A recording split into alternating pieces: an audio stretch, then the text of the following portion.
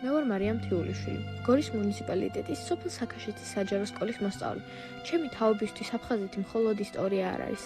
ეს არის მონატრება, ტკივილი და მოგონებები, რომლებიც ჩვენამდე მშობლების თვალებში შემორჩენილი სევდიანი მოგონებებით მოდის. ბავშვები და ხშირად მესმოდა ზღვის, თბილი ქალაქების, ადამიანის სიყვარულისა და დაკარგული სახლების შესახებ. თუმცა ყველაზე მეტად ამ თემაზე მაშინ დავფიქრდი, როცა ვისწავლეთ ნოდარ დუმბაძის მოთხრობა ჰელადოსი. ამ ნაწარმოებში სოხუმი ისეთი სიტბოთი და სიყვარულით არის აღწერილი, თითქოს ყოველი სიტყვა მონატრებით სუნთქავს.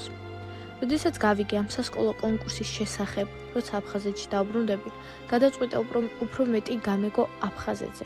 სოხუმზე ჩემი სოფიო მასწავლებლისგან გავიგე, რომ გორში ცხოვრობს ახალგაზრდა პოეტი ვიკა ქალდანი, ადამიანი, რომელმაც საკუთარ გულში აფხაზეთის ტკივილი და სიყვარული ერთად შემოინახა.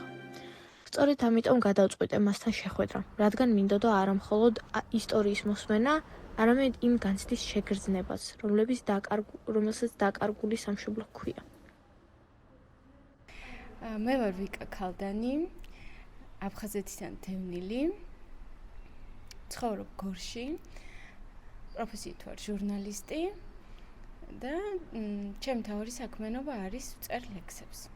რა გრძნობა გეუფლებო, როცა გესმის სიტყვა აფხაზეთი? პირველ რიგში ეს არის ძალიან დიდი ტკივილი, რომელიც ჩემში არის. ძალიან დიდი მონატრება და ძალიან დიდი სიამაყე, იმიტომ რომ აფხაზეთიდან ვარ. რას ნიშნავს შენთვის მთელი ცხოვრება დევნილობაში?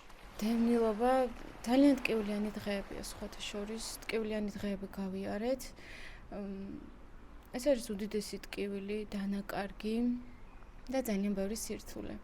მაგრამ იმის გახსენება, რომ მე ვარ აფხაზეთიდან და იმის იმედი, რომ აუცილებლად დავბრუნდები, ეს ჩემში ძალიან დიდ და ბედნიერ ემოციებს აღწევს. არის თუ არა აფხაზეთში ერთი კონკრეტული წერტილი, რომელიც გინდა რომ მოინახულო? პირველ რიგში, რა თქმა უნდა, ჩემი სახლი. მე ვარ გულრიფშიდან და ჩემ სახლში მინდა რომ ჩავიდე. შენთვის დაბრუნება მხოლოდ რამოდენიმე დღით დარჩენა თუ ცხოვრების გაგრძელება აფხაზეთში? ჩემი ოცნებაა, რაც შეიძლება მალე დავბრუნდე აფხაზეთში სამუდამოდ. არც ერთი დღე არ მინდა აფხაზეთის გარეშე. როგორ წარმოგიდგენია ის დღე, როდესაც პირველად გადააბიჯებ აფხაზეთის მიწაზე? პირველ რიგში ეს იქნება ძალიან დიდი ბედნიერება, სიხარულის განცდა და არ ვიცი, ყველაზე მეტად რასაც ველოდები, ეს არის ის საოცარი სურნელი, რომელიც აფხაზეთთან ასოცირდება, რომელზეც მიყვებოდა დედაჩემი და მიყვება და მინდა რომ აი ეს ყველაფერი შევიგრძნო და არ ვიცი, საოცარი განცდა იქნება, ხშირად წარმომიდგენია სხვათა შორის ეს დღეს იზმორშიც მინახავს და ყველაზე ბედნიერი ვიქნები. რა იქნებოდა შენი სათქმელი იმ ადამიანებისთვის, რომელიც ასევე ელოდებიან შენსავით აფხაზეთში დაბრუნებას? ჩემი მთავარი სათქმელი არის, რომ იმედი არ დაკარგონ, იმიტომ რომ მე იმედს არ ვკარგავ და მე მჯერა, რომ ჩვენ აუცილებლად დავბრუნდებით. როცა აფხაზეთში დაბრუნდები?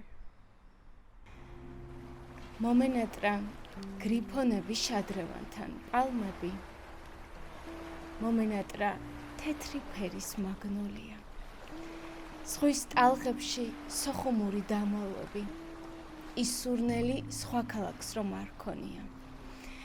მონატრებით გადაღლილი გული ბორგავს, სხვა ხიბლი აქვს, აყვავებულ ოლეანდრებს, ჩამბის ქუჩა ეფერება ბრეხალოვკას, ჭორს სოხუმში ეძახიან მოცლილ ამბებს.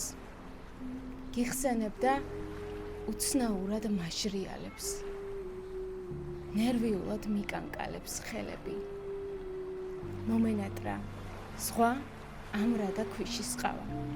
სოხუმი და ჩემი სოხუმელები. თქვენი წიგნი ძალიან მომეწონა, წავიკითხე და ხელი რომ მომიწეროთ. დიდი სიამოვნები და ძალიან დიდი მადლობა რომ წაიკითხე. ეს რა არის მარია? არ ველოდი?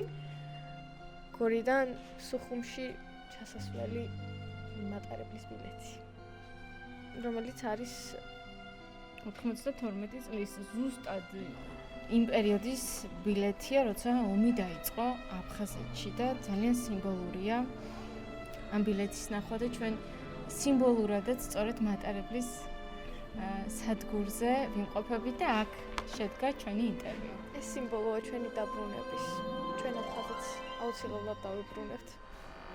მატარებელი ნომერი 686 თბილისი ბორჯომი მიღებული იქნება მესამე ლიანდაგზე. თბილისი ბორჯომი მიღებული იქნება მესამე ლიანდაგზე.